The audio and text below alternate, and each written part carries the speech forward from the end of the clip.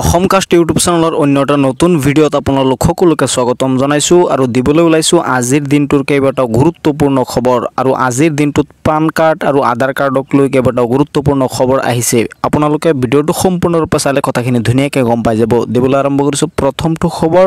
স্ক্ৰীনত হয়তো আপোনালোকে দেখা পাইছে যে পেন কাৰ্ড, আধাৰ কাৰ্ড, ভোটাৰ কাৰ্ড আছে যদি তেওঁ ভাৰতীয়। আমি সকলোৰে লগত আছোঁ, কোনেও আৰু দ্বিতীয়বাৰ নাগৰিকত্ব প্ৰমাণ কৰাৰ প্ৰয়োজন নাই। এবাৰ যদি ভাৰতীয় নাগৰিক বুলি প্ৰমাণিত হ'ল তেওঁ আৰু চিন্তা কৰিব নালাগে।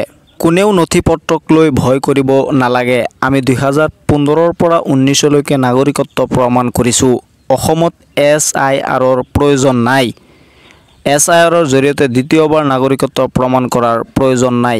জন্মৰ প্ৰমাণ পত্ৰৰ বাবেও আতংকিত হোৱাৰ দৰকাৰ নাই। বৰ্তমানলৈকে চৰকাৰে SIR সন্দৰ্ভত কোনো ধৰণৰ জাননী প্ৰকাশ কৰা নাই।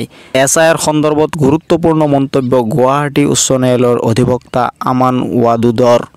গুৱাহাটী উচ্চ ন্যায়ালয়ৰ অধিবক্তা অৰ্থাৎ এডভোকেট আমান ৱাদুদৰ মতে যদি আপোনাৰ তাত পেন কাৰ্ড আৰু আধাৰ কাৰ্ড আছে তেনেহ'লে আপুনি ভাৰতীয় নাগৰিক বুলি প্ৰমাণ কৰিব পাৰিব আৰু জন্মৰ প্ৰমাণ পত্ৰক লৈও ইমান আতংকিত হোৱাৰ দৰকাৰ নাই।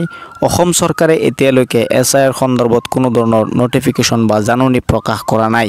আপোনাৰ যদি জন্মৰ প্ৰমাণ পত্ৰ বা কোনো নথি পত্ৰত আপোনাৰ কম আছে তেনেহ'লে চিন্তিত হোৱাৰ দৰকাৰ নাই বুলি কৈছে গুৱাহাটী উচ্চ ন্যায়ালয়ৰ অধিবক্তা আমান ৱাদুদে। যদি আপোনাৰ তাত পেন কাৰ্ড আৰু আধাৰ কাৰ্ড আছে তেনেহ'লে আপুনি আতংকিত হোৱাৰ কোনো দৰকাৰ নাই। এবাৰ যদি ভাৰতীয় নাগৰিক বুলি প্ৰমাণিত হ'ল তেওঁ আৰু চিন্তা কৰিব নালাগে। আমি সকলোৰে লগত আছোঁ, কোনেও আৰু দ্বিতীয়বাৰ নাগৰিকত্ব প্ৰমাণ কৰাৰ প্ৰয়োজন নাই। আধাৰ কাৰ্ড আৰু পেন কাৰ্ডক লৈ আছিল এইটো এটা গুৰুত্বপূৰ্ণ খবৰ। ভিডিঅ'টো শ্বেয়াৰ কৰি দিব যাতে সকলোৱে এই খবৰটো জানিব পাৰে। দিবলৈ আৰম্ভ কৰিছোঁ পৰৱৰ্তী খবৰ আৰু পৰৱৰ্তী খবৰটো হ'ল দেশৰ প্ৰধানমন্ত্ৰীগৰাকীয়ে অবৈধ নাগৰিকক লৈ এটা গুৰুত্বপূৰ্ণ মন্তব্য কৰিছে। স্ক্ৰীনত হয়তো আপোনালোকে দেখা পাইছে। এটাকৈ অবৈধ অনুপ্ৰৱেশকাৰী সন্দেহজনক নাগৰিকক বিচাৰি খেদা হ'ব ভাৰতৰ পৰা। 15 আগষ্টৰ দিনাই অনুপ্ৰৱেশকাৰীক কঠোৰ সকিয়নি প্ৰধানমন্ত্ৰী নৰেন্দ্ৰ মোদীৰ। অসমেই নহয় ভাৰতৰ সকলো প্ৰান্তৰ পৰা খেদা হ'ব অবৈধ লোকক। কোনো অবৈধ অনুপ্ৰৱেশকাৰী বেদখলকাৰীক ৰেহাই দিয়া নহ'ব। অনুপ্ৰৱেশকাৰীক শেষ সকিয়নি প্ৰধানমন্ত্ৰী নৰেন্দ্ৰ মোদীৰ। কোনো অনুপ্ৰৱেশকাৰী ভুৱা প্ৰমাণ পত্ৰৰে ভাৰতত থাকিব নোৱাৰিব। এই অবৈধ অনুপ্ৰৱেশকাৰীয়ে দেশৰ কোটি কোটি যুৱক যুৱতী কৰ্মসংস্থাপনলৈ ভাবুকি আনিছে। এই অনুপ্ৰৱেশকাৰীসকলে আমাৰ ভূমি কব্জা কৰি লৈছে।